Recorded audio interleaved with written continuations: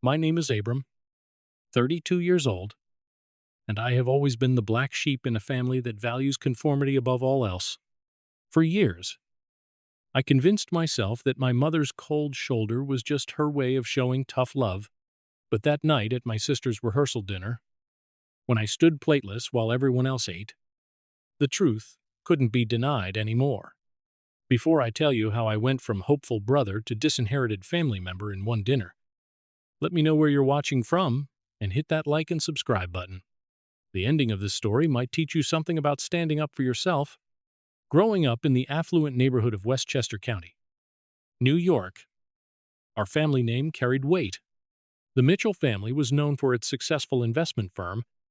Now in its third generation, I was the second child, born 4 years after my sister Cassandra. From my earliest memories, it was clear our mother Rebecca had different standards for us. Where Cassandra received praise for a B+, I received silence for an A-. Where she got comfort for skinned knees, I got lectures about being more careful. My father, Walter, was different, quieter, more reserved, but with occasional moments of warmth that I clung to. He would slip into my room late at night after work trips, bringing small architecture models from cities he'd visited.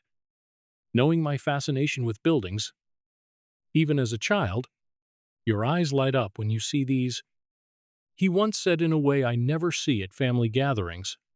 Yet he never confronted my mother about her treatment of me. Retreating to his study whenever tension rose, our house was immaculate, a colonial-style mansion with 6 bedrooms, a swimming pool, and a carefully manicured garden that hosted summer parties for the local elite, but the perfection was superficial. Inside those walls, I learned early that I somehow didn't measure up to the Mitchell standard. Abram lacks the natural business instinct.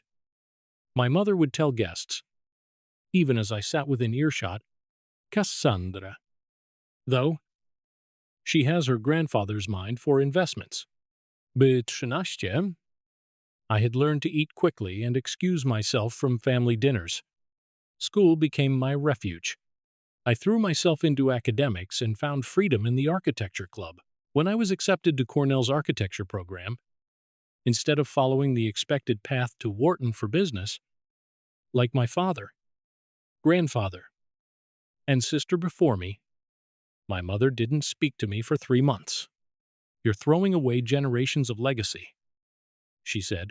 When she finally addressed my choice, "Your grandfather would be so disappointed." Despite this, I excelled at Cornell, graduated with honors, and secured a position at a prestigious firm in Manhattan.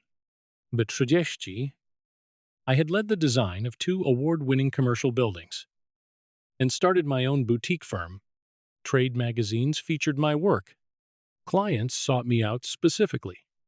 None of this impressed my mother.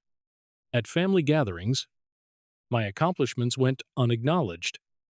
While Cassandra's promotion to junior partner at Mitchell Investments was celebrated with champagne and catered dinners, I made periodic attempts to bridge the gap. I sent my mother tickets to my first building's opening gala. She sent them back with a note claiming a prior commitment.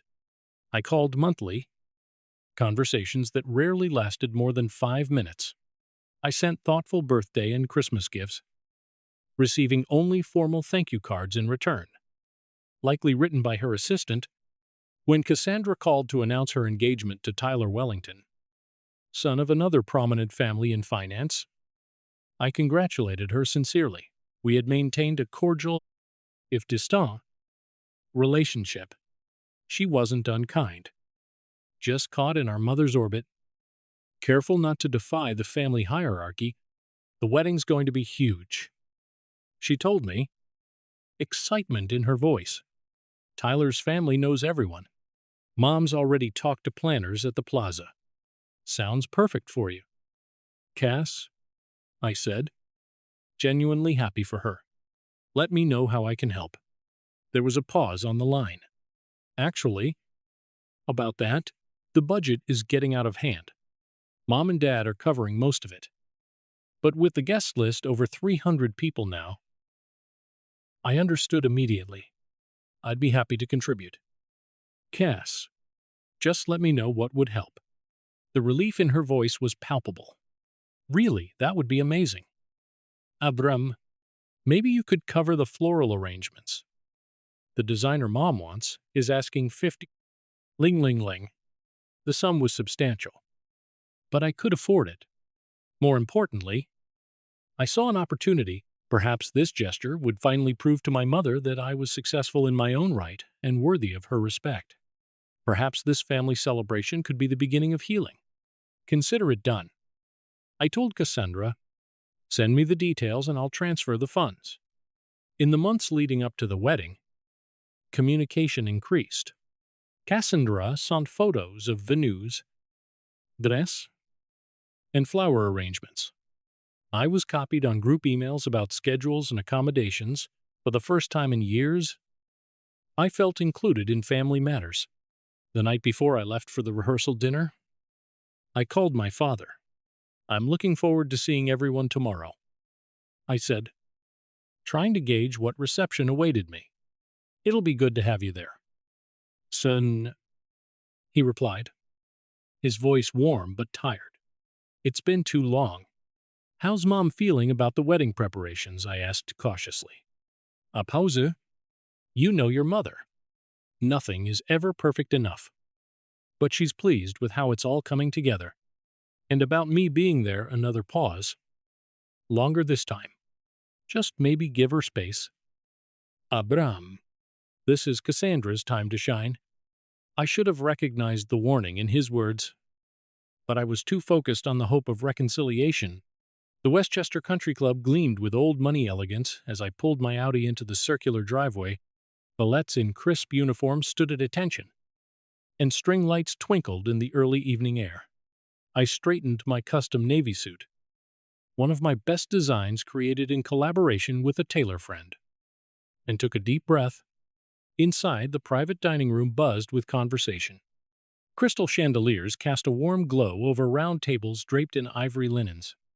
Centerpieces of white roses and hydrangeas rose from silver vases, and the bar in the corner was staffed by 3 bartenders serving top-shelf liquor. I spotted my mother immediately. Atchizich, Chitri. Rebecca Mitchell still commanded attention. Her silver hair was styled in an immaculate bob, her posture perfect as she greeted guests in a designer dress that probably cost more than most people's monthly rent. She laughed and touched arms with the Wellington family, Tyler's parents, grandparents, and various aunts and uncles who had flown in for the occasion. Before approaching her, I circled the room, saying hello to distant relatives I hadn't seen in years. Abram. My goodness. You've grown up. My father's cousin, Patricia, exclaimed. What are you doing these days? Still drawing buildings? Her tone was pleasant but dismissive. I own an architecture firm in the city now, I replied. We just completed a commission for the new Thompson Media headquarters. How nice, she said, already looking past me to wave at someone else. This pattern repeated with several relatives. Brief greetings. Minimal interest in my life. Quick exits to speak with more favored family members. I maintained my smile and made my way to the bar for a scotch. As I waited for my drink, I finally caught sight of Cassandra. She looked radiant in a white cocktail dress, her dark hair, so like our mother's before the gray, falling in soft waves. When she saw me, her face brightened genuinely. Abram, you made it. She embraced me warmly, pulling back to look at me. You look great. City life must be treating you well. You're the one who looks amazing. I told her, happiness suits you. Come meet Tyler's family properly, she said, linking her arm through mine. His parents are eager to meet all the Mitchells. Tyler Wellington was tall and athletic with an easy smile that seemed sincere. His handshake was firm. Cassandra talks about you all the time, he said. Says, you're the creative genius in the family. Hardly. I laughed, surprised by this characterization. But I do love what I do. That Thompson building downtown is impressive, he continued. My firm looked at leasing space there until we expanded our current offices instead. I blinked, caught off guard by his knowledge of my work. You're familiar with it, of course. It's been in all the architectural reviews. The sustainable elements while maintaining that classic New York aesthetic. Really impressive work. His father joined us, a distinguished man with salt and pepper hair and intelligent eyes. Tyler tells me, you're the architect in the family. Always admired people who can create something from nothing. We just move money around. He laughed good-naturedly. For a few minutes, we discussed the current commercial real estate trends in Manhattan. The conversation flowed easily until I felt a presence behind me. Rebecca. There you are. Mr. Wellington said, looking over my shoulder. Your son was just educating us about the Manhattan skyline. I turned to face my mother, offering a smile. Hello. Mom. Her eyes moved over me critically before she nodded slightly. Abram. I see you found the bar already. She turned to the Wellingtons. Tomas. Margaret. Have you seen the terrace? The view of the golf course at sunset is spectacular. And just like that, I was dismissed as she led them away. The dinner bell rang shortly after, and guests began finding their assigned seats. I scanned the place cards, looking for my name, eventually finding it at a table far from the main family section, seated with distant cousins and friends of the Wellingtons I'd never met. As I took my seat, I overheard one of Tyler's aunts whispering to her husband, I thought the brother wasn't coming. Rebecca told Margaret he was estranged or something. Last-minute addition, I guess. Her husband replied with a shrug. The waiters began serving the first course, a delicate lobster bisque with truffle oil to everyone at my table. Then they moved to the next table and the next. I waited, assuming they were working their way around the room. But as the last table was served, my place setting remained empty. I caught the eye of a waiter passing with water refills.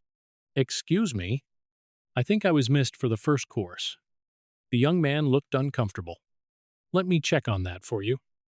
Sir, he disappeared into the kitchen, returning moments later with an even more uncomfortable expression. I'm sorry. Sir, I need to speak with Mrs. Mitchell about this. Excuse me.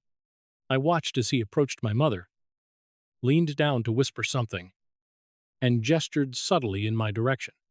She shook her head firmly and whispered something back. The waiter nodded, his face flushing, and returned to the kitchen without looking my way.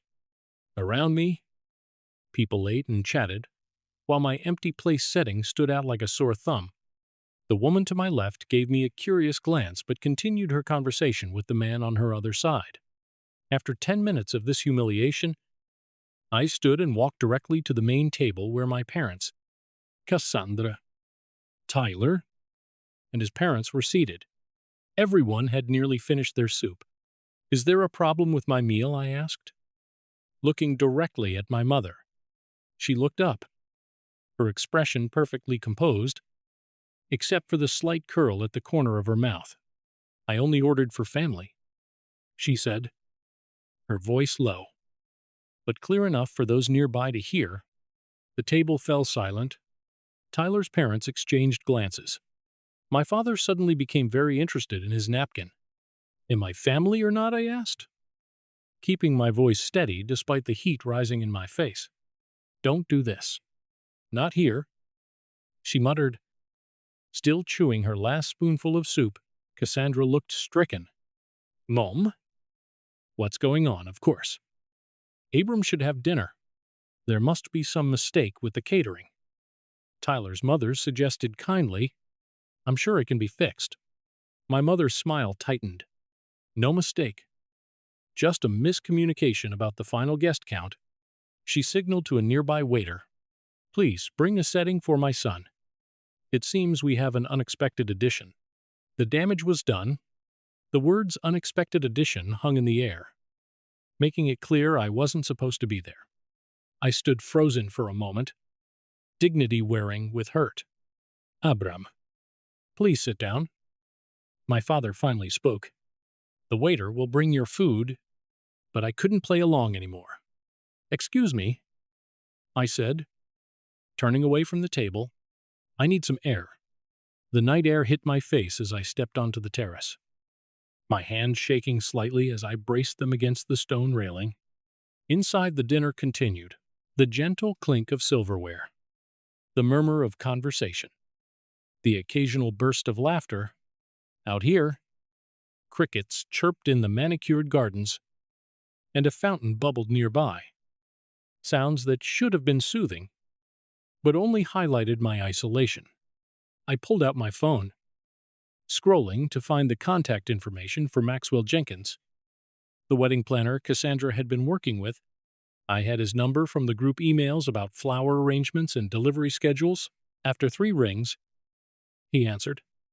Maxwell Jenkins speaking.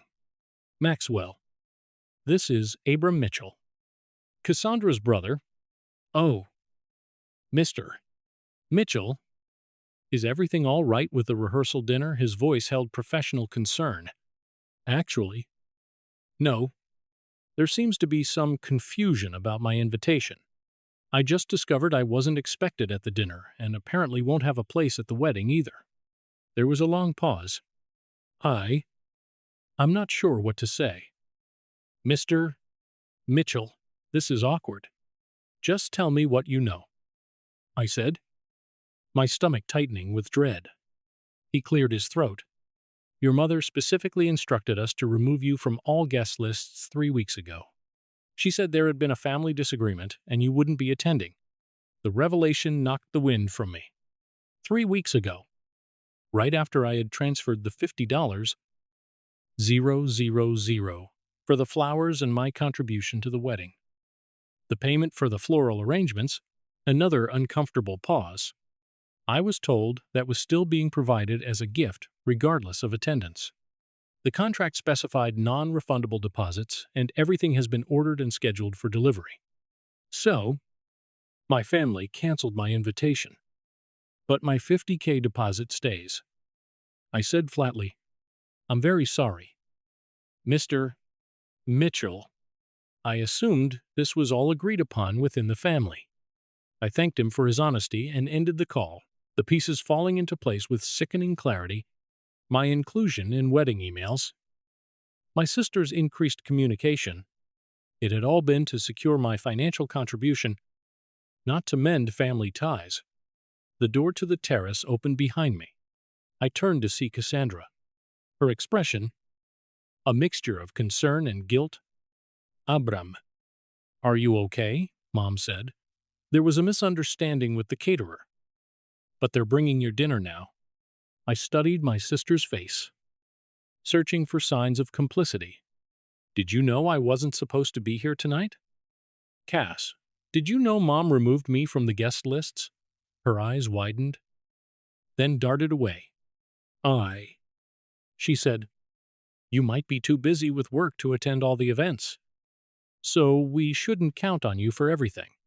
But you made sure I knew about the $50. 000 flowers. Right? The words came out sharper than I intended. Color flooded her cheeks. That's not fair. I wanted you here. I told Mom we needed to include you. But you didn't fight her on it. Did you? You let her take my money and plan to exclude me. It's complicated. Abram, you know how she gets. The wedding is in 2 days. And everything has to be perfect, or she'll make everyone miserable. Tears welled in her eyes. Please don't make a scene. Not tonight. I laughed bitterly. Make a scene? Mom is the one who deliberately humiliated me in front of everyone by not even ordering me dinner. The door opened again and Tyler stepped out. Concern etched on his face. Everything okay out here? Cassandra quickly wiped her eyes. It's fine. Just a family thing. It's not fine, I said, turning to Tyler. Did you know your future mother-in-law uninvited me from your wedding after taking my money for the flowers? Tyler's expression shifted from concern to shock. What? No. That's not possible. Cassandra and I approved the final guest list together. I looked back at my sister, whose face now showed guilt and fear in equal measure. Mom made some last-minute changes, she admitted quietly. She said she would handle it. Tyler's jaw tightened. And you didn't tell me? Cassandra, we talked about this. Your mother doesn't get to control everything. Inside, I could see movement through the windows. The main course was being served. My mother sat regally at the center table, holding court as if nothing was amiss. 32 years of dismissal and disrespect crystallized in that moment. I had spent my life seeking approval from someone incapable of giving it, making excuses for cruelty disguised as high standards. I'm done, I said, my decision suddenly clear. I'm not going to sit through another minute of this pretense. Abram, please. Cassandra pleaded. What are you going to do? What I should have done years ago. Stop accepting scraps of affection and recognize that Mom will never see me as good enough. I walked past them back into the dining room where conversations hushed momentarily as people noticed my return. My mother's eyes tracked me, narrowing with suspicion as I approached the small podium where the best man had given his toast earlier. Excuse me, everyone, I said, my voice carrying across the room. I apologize for the interruption, but I have an announcement to make. The room fell silent, all eyes turning toward me. My mother's face tightened with fury while my father looked resigned. Cassandra and Tyler hurried back inside, stopping just inside the doorway. First, I want to congratulate my sister Cassandra and her fiancé Tyler on their upcoming wedding. I truly wish you both every happiness. I raised my water glass toward them, and others automatically did the same. However, I've just discovered something that I feel should be addressed. 3 weeks ago, after I contributed $50, 000 to this wedding for the floral arrangements, my mother removed me from the guest lists without my knowledge. Murmurs rippled through the room. Tyler's parents exchanged alarmed glances. Tonight was simply the culmination of a lifetime of being treated as less than family.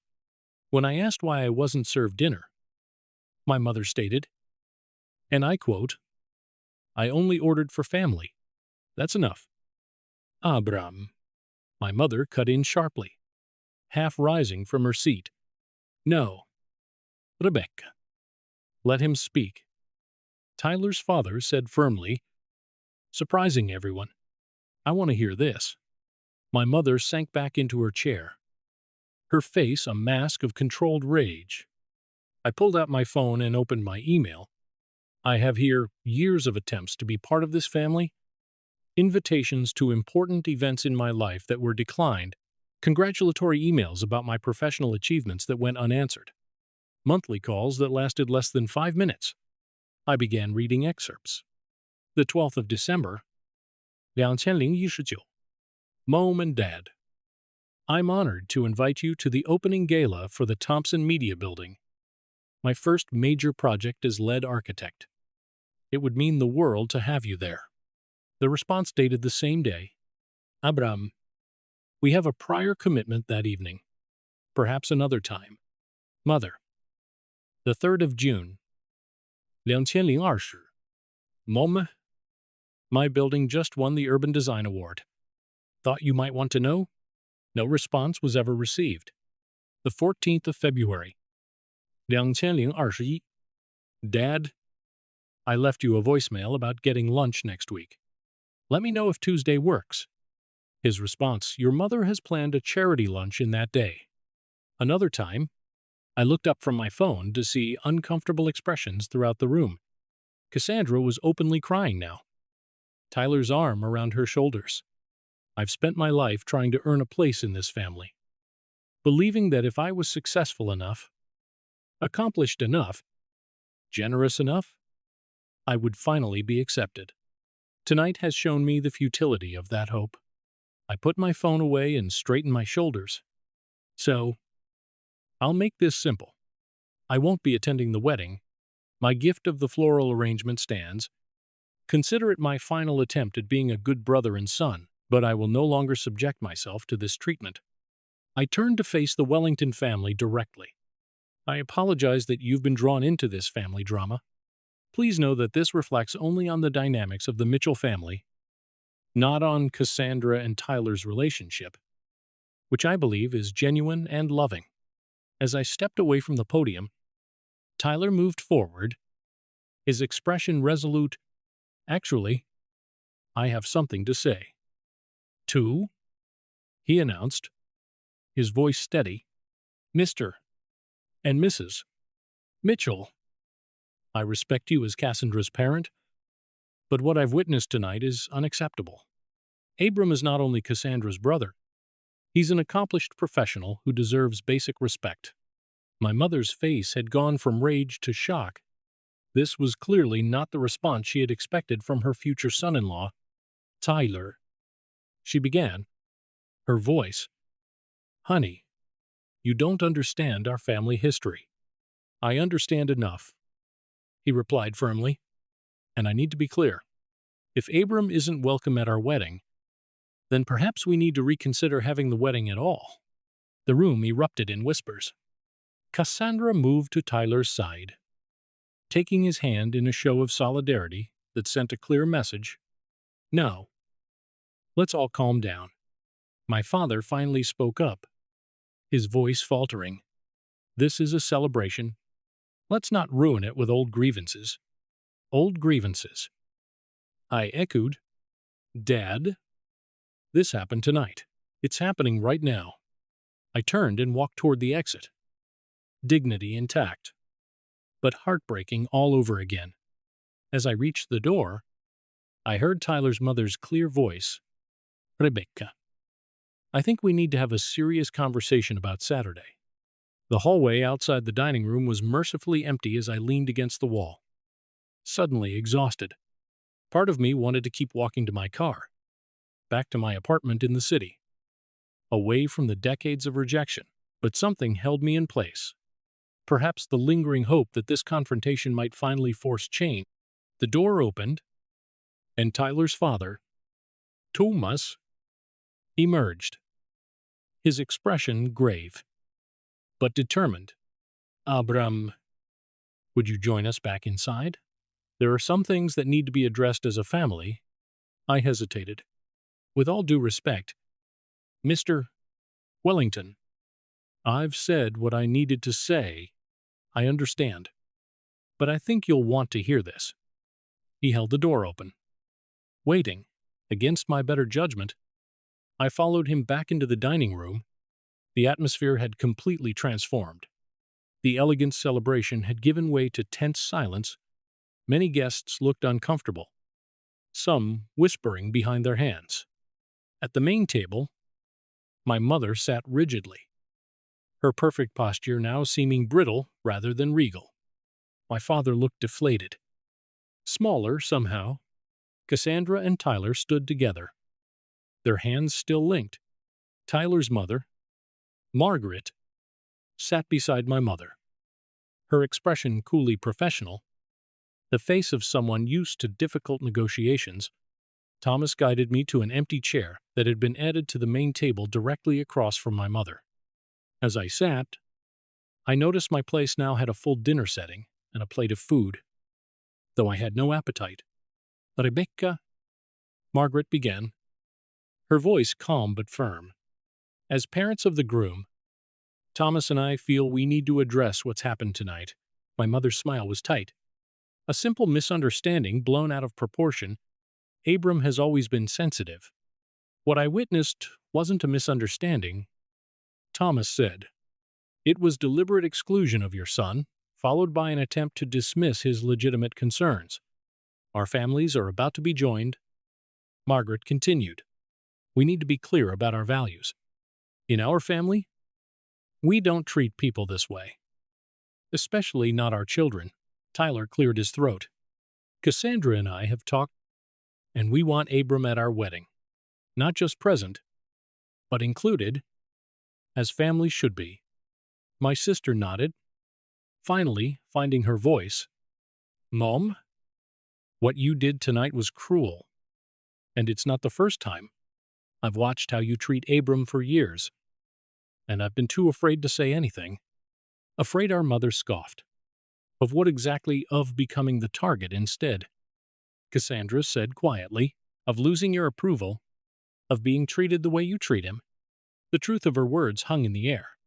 For the first time, I saw my sister not as my mother's ally, but as another victim of her manipulation, one who had found a different coping strategy than mine.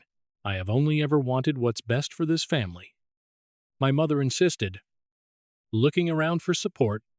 Everything I've done has been to uphold the Mitchell name. By taking my money for the wedding while planning to exclude me, I asked, unable to keep the hurt from my voice, how does that uphold anything except your own control? The flowers were your gift to your sister. She snapped. Your attendance is a separate matter entirely. Rebecca. My father finally spoke, his voice uncharacteristically firm. This has gone too far. She turned to him, surprised by his intervention. Walter, stay out of this. No. The single word seemed to cost him enormous effort. I've stayed out of it for too long. What you did tonight was wrong. What you've done to Abram for years has been wrong. The room was utterly silent. Now, everyone witnessing a family imploding in real time. You all think I'm the villain, my mother said, her voice trembling slightly. Whether with rage or emotion, I couldn't tell, but I've only ever pushed for excellence. Abram chose to reject our family legacy, to go his own way against generations of tradition. I chose a different career. I corrected her. Not a different family. You're the one who made that choice. Thomas Wellington cleared his throat. I think we need to establish some parameters for moving forward. The wedding is in 2 days. Decisions need to be made tonight. There's nothing to decide. My mother insisted. The arrangements are final. Actually, Tyler said. They're not. Cassandra and I are prepared to postpone the wedding if necessary. This sent another shock wave through the room. My mother's composure finally cracked. You can't be serious. Everything is paid for. Guests are arriving from across the country. Then I suggest we find a solution. Margaret said calmly, one that includes Abram as a welcomed and respected member of the family. I looked at my sister, seeing real remorse in her eyes. I'm sorry. Abram. I should have stood up for you years ago. Something shifted inside me. A loosening of an old tight knot. For the first time, I felt truly seen by a member of my family. What do you want? Cassandra, I asked gently.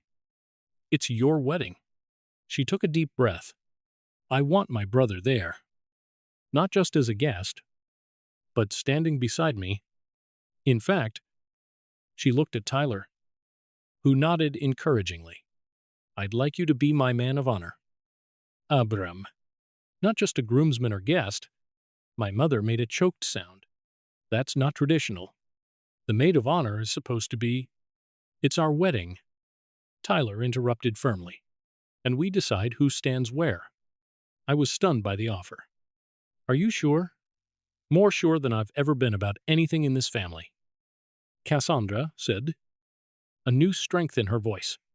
It's time to break some unhealthy patterns. My father reached across the table and for the first time in years placed his hand over mine. I think it's a wonderful idea. Long overdue. The tide had turned. Even my mother could feel it. Looking around at the united front facing her, she was losing control of the narrative she had crafted for decades. Fine, she said tightly. If that's what you want. Cassandra. It is. My sister confirmed. And one more thing. Abram's invitation wasn't the only one you changed without telling us. We'll need the original guest list restored. My mother's eyes widened slightly. Apparently, Cassandra knew about other manipulations I wasn't even aware of. Thomas raised his glass. Then I believe we have a resolution to family in all its complicated forms. Others around the room cautiously raised their glasses. The tension slowly dissipating as conversations resumed. The crisis had passed. But the dynamics had fundamentally shifted. As dinner continued, Tyler leaned over to me. For what it's worth, I've been following your career for years. Your work on sustainable urban design is revolutionary. I'm honored to have you as a brother-in-law. For the first time that evening, I felt a genuine smile form. Thank you. That means more than you know. Across the table, my mother maintained her composure, but I could see the calculations happening behind her eyes. She had lost this battle, but I knew her well enough to know she wouldn't surrender the war easily. Still, something profound had changed. I was no longer standing alone.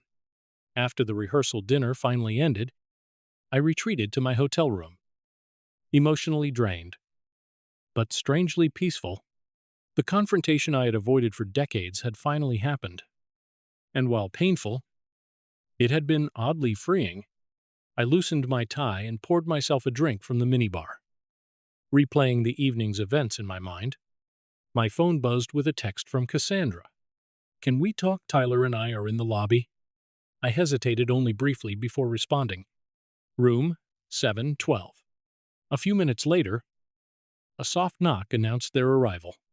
When I opened the door, Cassandra's eyes were red from crying, but she seemed calmer now. Tyler stood slightly behind her, his expression a mixture of concern and determination. Come in, I said. Stepping aside, Cassandra immediately embraced me, holding on tightly. I'm so sorry. Abram, I've been such a coward. I returned the hug, surprised by how much I needed it. You were surviving the only way you knew how. We moved to the sitting area of the suite. Cassandra perched on the edge of the sofa, while Tyler took the armchair, leaving me the desk chair. I knew some of what Mom was doing, Cassandra admitted, her voice small. Not everything, but enough that I should have spoken up. Why didn't you? I asked. Not accusingly, but genuinely curious. She twisted her engagement ring nervously. At first, when we were kids, I didn't understand it. By the time I realized how unfairly she treated you, I was terrified of losing her approval. Being the favorite comes with its own prison. Abram, one wrong move, and I could have been in your position. She's been manipulating both of us, just in different ways. I realized aloud. Tyler leaned forward. When Cassandra and I started dating seriously, she would sometimes share stories about growing up. I noticed she always got quiet when talking about you, like there was something she wasn't saying. I told him everything last year. Cassandra continued, about how Mom would praise me to tear you down, how she would rewrite family history to make you the problem, how Dad would never contradict her. And what did you think I asked Tyler? Honestly, that it sounded like textbook emotional abuse. He replied straightforwardly, my mother worked in family therapy before joining my dad's business. The patterns were clear. I took a long sip of my drink, letting that assessment sink in. Abuse was a word I had never applied to my situation, but hearing it spoken aloud resonated with a truth I had long denied. When you offered to pay for the flowers, I should have refused, Cassandra said, tears threatening again. But Mom had already gone over budget, and she made it seem like you wanted to contribute. Did she tell you she was planning to uninvite me? Cassandra shook her head. Not directly. About 3 weeks ago, she mentioned that you seemed too busy with work to attend all the events, and that we should be prepared for you to miss some things. Then the revised guest lists came, and I noticed some other changes. 2 friends of mine she never approved of were suddenly missing, replaced with her social circle contacts. What other changes did she make without telling you? I asked, recalling Cassandra's comment at dinner. She exchanged a glance with Tyler. She uninvited my college roommate, Lisa, because she has visible tattoos. She added 3 business associates of Dad's who I've never even met. She changed the menu after we had already approved it. She tried to switch the band for a string quartet last week, but the wedding planner finally put his foot down. Tyler squeezed her hand supportively. We've been fighting small battles for months. But tonight was the breaking point. What she did to you was inexcusable. The question is, what happens now? I asked. The wedding is in 2 days. I meant what I said about wanting you as my man of honor. Cassandra said firmly, my original maid of honor. Rachel will understand. She's witnessed Mom's treatment of you for years and has been telling me to stand up to her. Are you sure you want to make such a significant change this close to the wedding? It might create more drama. I'm done avoiding drama at the cost of doing what's right, she replied, a new resolve in her voice. Besides, if Mom objects, she'll only make herself look worse after tonight. My phone buzzed with an incoming call. My father. I showed the screen to Cassandra. You should take it, she encouraged. He finally found his backbone tonight.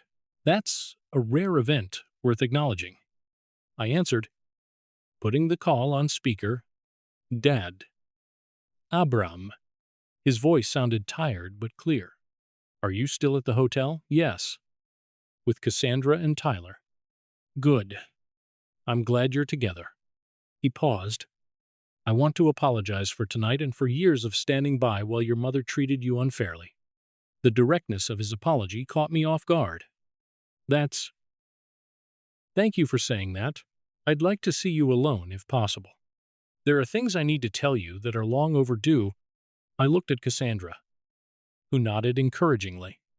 I could meet you for breakfast tomorrow. I offered. 80 Inches, the hotel restaurant. I'll be there. After ending the call, I turned back to Cassandra and Tyler. That was unexpected. Mom's probably livid right now, Cassandra said.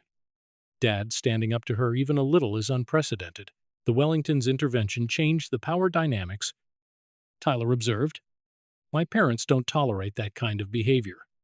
They've built their reputation on integrity and family values, not just the appearance of them. I never imagined having allies in this fight. I admitted, I've been going it alone for so long. Cassandra's phone began buzzing repeatedly. Texts flooding in. She glanced at it and grimaced. And here it comes. Mom's damage control operation is in full swing. She turned the screen so we could see. Cassandra. Call me immediately. Your brother is trying to ruin your wedding. Your future in-laws don't understand our family dynamics. Don't let them influence you. Everything I've done has been for your happiness. Abram is being selfish as usual. Tyler read the messages and shook his head. Classic manipulation. Making herself the victim, reframing the narrative, creating urgency, and trying to isolate you from supporters. Are you going to respond? I asked. Cassandra turned off her phone entirely. Not tonight. For once, she can wait for my attention instead of the other way around. The simple act of defiance seemed to strengthen her. I've spent my whole life jumping whenever she called, rearranging my priorities to suit hers, accepting her version of reality. Not anymore. Tyler put his arm around her. I'm proud of you. She leaned into him, then looked back at me. What about you? Abram, are you really okay with being my man of honor? It's not just for show or to make a point. I want you there because you're my brother and I love you despite everything. The sincerity in her voice touched something deep inside me. Then yes, I'd be honored. Though I might need some crash course instructions on the duties. She laughed, the sound breaking the tension, mainly just standing there looking handsome and not losing the rings. Rachel will help with everything else. As they prepared to leave, Cassandra hugged me again. Thank you for not giving up on me, even when I was too weak to stand up for you. We were both doing the best we could in a dysfunctional situation. I told her, but things can be different going forward. After they left, my phone lit up with notifications. News of the dinner confrontation had spread rapidly through the family network. Text messages from relatives I rarely heard from began appearing. Abram. Just heard what happened. That was long overdue. Call if you need anything. Uncle James. Your mother has been impossible for years. Glad someone finally said something. Aunt Diana. Wish I'd been there to support you. Mom's been pulling the same tactics with extended family for decades. Cousin Michael. The support was surprising and validating, but also raised questions about why these people had remained silent for so long. Still, it confirmed what I had begun to suspect. My mother's behavior wasn't just directed at me, and others had noticed, but feared speaking up. As I prepared for bed, I felt an unusual sense of anticipation about tomorrow's breakfast with my father. For the first time in my adult life, I was approaching a family interaction with hope rather than dread. The morning sun filtered through the hotel room curtains as I finished knotting my tie. My father had been surprisingly forthcoming at breakfast, revealing decades of manipulation and control I hadn't fully understood. He explained how my mother had gradually isolated him from his own family, used financial leverage to maintain control, and subtly threatened social and professional ruin whenever he considered standing up to her. She convinced me that her way was always best for the family, he had admitted, stirring his coffee absently. And when I did question her treatment of you, she would remind me that her family's connections had built half our client list. Why tell me this now? I had asked. Because watching you stand up to her made me realize how much courage I've lacked, he replied, his eyes finally meeting mine directly. And because I don't want to lose my son forever. Now, as I prepared for the wedding, my phone buzzed with a text from Cassandra. Still good to be my man of honor. Last chance to back out before Mom arrives at the venue. I replied immediately. Absolutely. See you there. I had barely set down my phone when it rang. My mother. After a moment's hesitation, I answered. Abram? Her voice was controlled, measured. We need to discuss today's arrangements. Good morning to you. Too. Mom. She ignored my pointed greeting. This man of honor nonsense has gone far enough. You've made your point. Now it's time to think about what's best for Cassandra. I am thinking about what's best for Cassandra, I replied calmly. She specifically asked me to stand beside her today. It's inappropriate, and you know it. You're deliberately disrupting tradition to spite me. This isn't about you, Mom. It's about supporting my sister on her wedding day. She changed tactics, her voice softening slightly. Abram, I know we've had our differences. Perhaps I've been too hard on you at times. But surely we can put that aside and do things properly today. The attempt at reconciliation might have worked in the past, but now I recognized it for what it was. Manipulation without genuine remorse. I'm going to be Cassandra's man of honor, because that's what she wants. If you truly care about her happiness, you'll accept that? Her tone hardened again. If you insist on this public spectacle, don't expect things to go back to normal afterward. There will be consequences. There always are with you. Mom, the difference is I'm no longer afraid of them. I ended the call and took a deep breath. My hands were steady. No shaking. No anxiety. For once, I felt completely certain about my place and my decisions. A knock at my door revealed Tyler already dressed in his tuxedo, ready for the big day. Man of honor, as I'll ever be, I replied, grabbing my jacket. How's Cassandra holding up strong? He said with evident pride. Your mother tried calling her multiple times this morning, but Cassandra told her she'd only discuss wedding logistics, nothing else.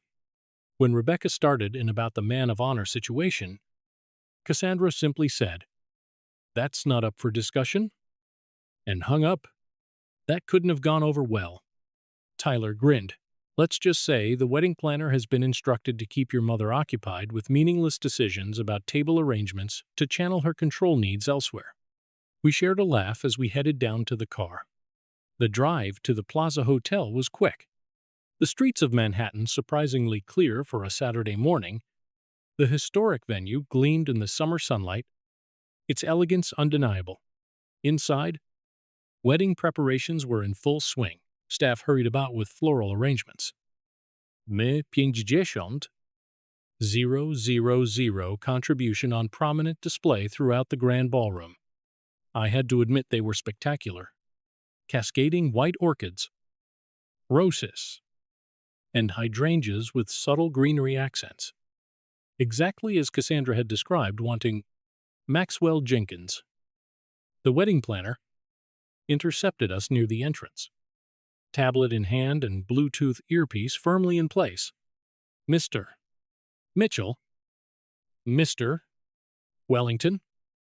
Perfect timing. We have a slight situation with the seating chart. What kind of situation? Tyler asked. Maxwell lowered his voice. Your mother, Mrs. Mitchell, has been making adjustments. She's moved some guests and rearranged the head table configuration. Specifically, I prompted, already suspecting the answer. She's removed your place at the head table and created a separate small table nearby for you instead. Tyler's expression darkened. Put it back exactly as we approved yesterday. And station someone at the seating chart to prevent further unauthorized changes, I added. Maxwell nodded briskly. Already done. I've assigned my assistant Javier to guard it with his life. He gestured toward a young man standing vigilantly beside the display. Where is my mother now? I asked. In the bridal suite with the hair and makeup team. Mr. Mitchell. Your father is in the groom's lounge with Mr. Wellington's family. He'll check on Cassandra. I decided. Tyler, can you brief your parents on the situation? They've been great allies. We separated, and I made my way to the bridal suite, knocking softly on the door. Rachel, Cassandra's original maid of honor and college roommate, answered. She was already dressed in a flowing blue gown, her dark hair elegantly styled. Abram, thank God you're here, she whispered, pulling me into the room. The Ice Queen is on a rampage. The spacious suite was a flurry of activity. Hairstylists and makeup artists worked on the bridesmaids, while a photographer captured candid moments. In the center of it all, Cassandra sat in a white robe, her hair half done, looking tense despite the festive atmosphere. My mother stood near the window, directing a florist on the exact placement of beignets and courages. She spotted me immediately, her expression souring. This area is for the bridal party, she said coldly.